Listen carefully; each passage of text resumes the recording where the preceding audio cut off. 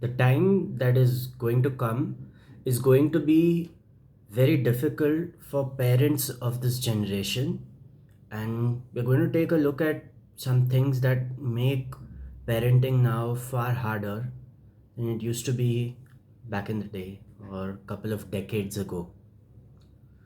Now we almost no longer have the joint family system.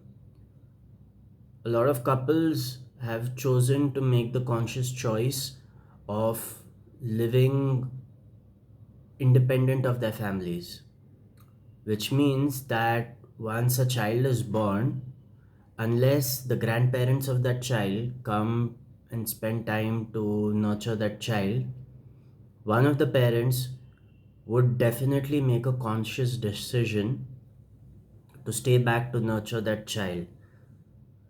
This implies either working from home or not working altogether in order to dedicate all the time to nurturing and raising the child.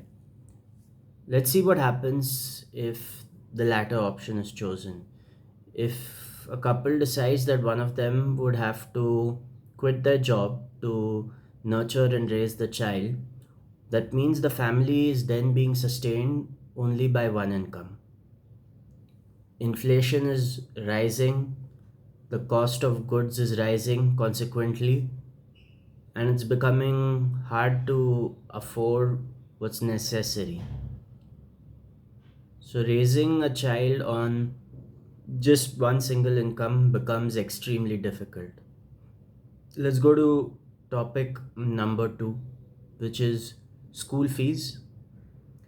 We know that nowadays, even preschools are charging an arm and a leg for a child to be enrolled there, and very often parents are even interviewed at such places, which drives the cost of education even higher.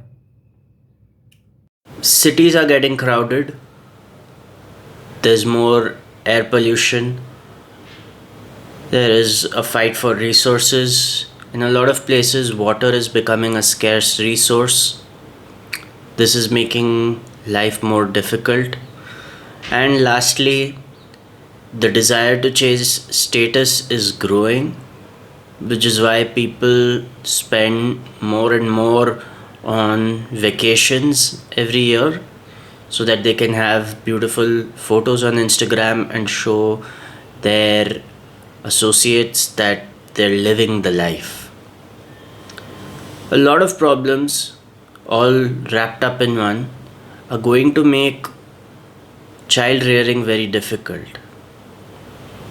And of course, I forgot to mention the proliferation and the ubiquitousness of these smart devices like tablets and smartphones. A lot of parents are going to give their kids these devices as a way to abdicate their responsibility with respect to the attention they need to give these children in order to nurture them properly. Then there will obviously be a question of at what age should a child have access to social media accounts like Facebook or Instagram or YouTube.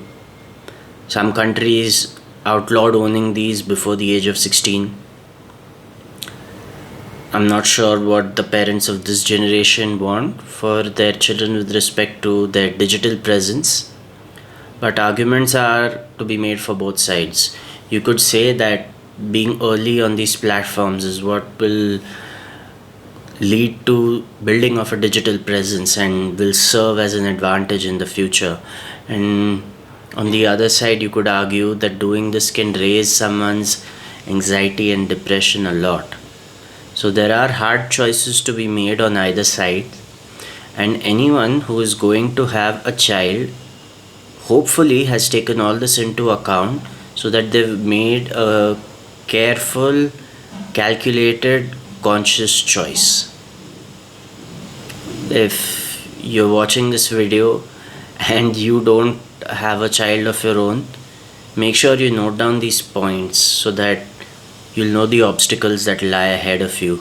And if you do have a child, do let us know in the comments how you're dealing with these issues that I just talked about.